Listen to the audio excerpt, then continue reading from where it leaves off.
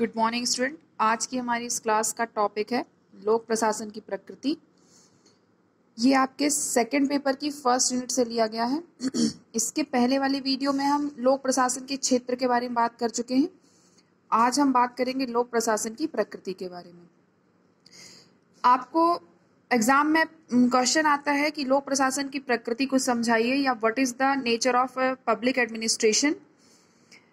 तो सबसे पहले आपको लोक प्रशासन का अर्थ लिखना होगा, उसकी डेफिनेशन लिखनी होगी, फिर उसके बाद आप लोक प्रशासन की प्रकृति के बारे में बात करेंगे। इसके पहले वाले वीडियो में हम लोक प्रशासन के अर्थ और उसके क्षेत्र के बारे में बात कर चुके हैं। फिर भी मैं आपको रिमाइंड करा देती हूँ कि लोक प्रशासन है क्या। सामान्य भाषा में लोक प्रशासन से अभिप्राय उन क्रियाओं से है जो केंद्र सरकार, राज्य सरकार या स्थानीय सरकार की कार्यपालिका शाखाओं द्वारा संपादित किया जाता है, या हम कह सकते हैं कि लोक प्रशासन विधि या कानून को विस्तृत एवं क्रमबद्ध रूप में कार्यान्वित करने का नाम है। अब हम बात करेंगे लोक प्रशासन की प्रकृति के बारे में कि लोक प्रशासन की प्रकृति है क्या।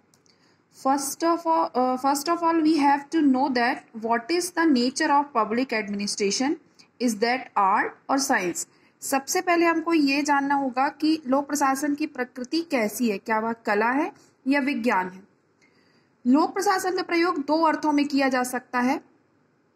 प्रथम अर्थ में लोक प्रशासन का शासकीय मामलों में संचालन की विधि अथवा प्रक्रिया के रूप में प्रयोग किया जाता है, और दूसरे में बौद्धिक अन्वेषण का क्षेत्र भी इसे माना जाता है।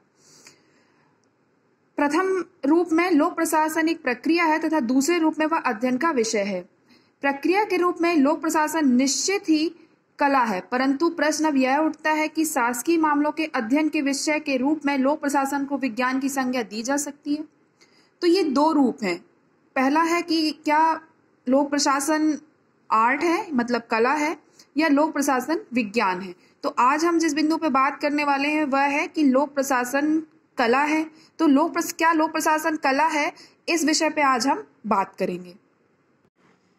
अब हम बात करेंगे लोक प्रशासन की प्रकृति के कला होने के पक्ष में। तो लोक प्रशासन को अनेक विद्वानों ने कला माना है। जैसा कि हम सब जानते हैं कि प्रशासन का अभिप्राय किसी विशेष उद्देश्य को पूरा करने हेतु विभिन्न व्यक्तियों से काम करवाना और काम लेना है। इसमें क्रिया पक्ष की प्रधानता होती है। प्रशासन में वही व्यक्ति सफल हो सकता है जो दूसरों से काम करवाने का ढंग जानता हो। मतलब हम यह कह सकते हैं कि प्रशासन एक कला है, क्योंकि व्यक्ति को दूसरे व्यक्तियों से काम कराना आना चाहिए, वो कला उसमें होनी चाहिए। लोक प्रशासन एक कला है क्योंकि प्रायः यह देखा गया है कि प्रशासन प्रशिक्षण द्वारा बनाए जाते हैं, ना कि पैदा होते। विभिन्न प्रशिक्षण केंद्रों में सेवा वर्ग जो लोग होते हैं वो प्रशासनिक चातुर्य और गुणों का ज्ञान ही उन्हें कराया जाता है, ताकि वे अपने प्रशासनिक क्षेत्र में दक्ष हो सके और सही तरीके से काम कर सकें। प्रशासनिक कला को रुचि एवं परिश्रम से ही सीखा जा सकता है।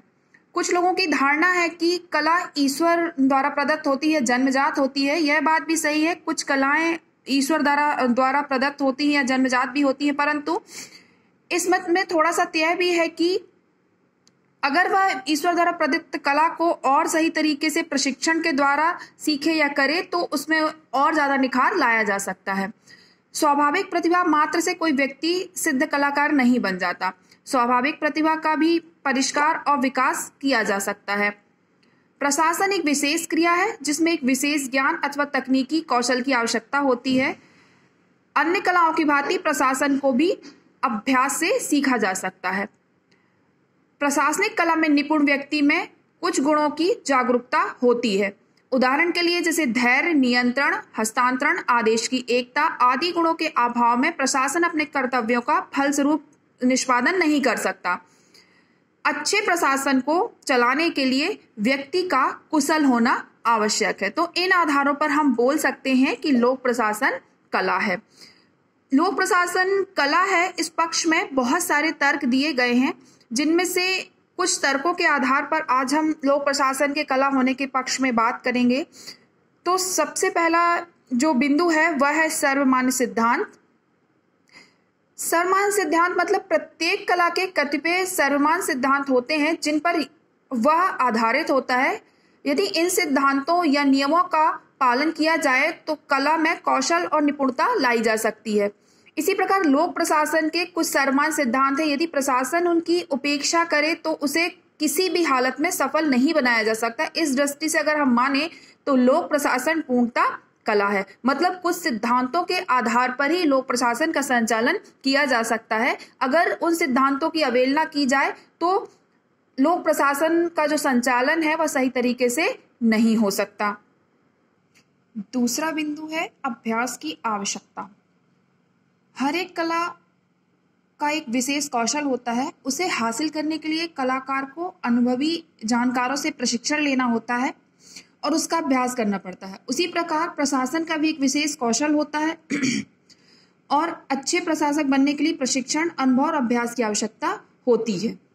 जैसे कि नए जो अधिकारी हैं जिनकी नियुक्ति होती है उनको पहले प्रशिक्षण दिया जाता है, उसके बाद ही उनको उनके कार्य में भेजा जाता है या नियुक्त किया जाता है। मतलब अभ्यास की आवश्यकता भी लोक प्रशासन की प्रकृति में आवश्यक है। अगला बिंदु है विशेष रुचि एवं गुण।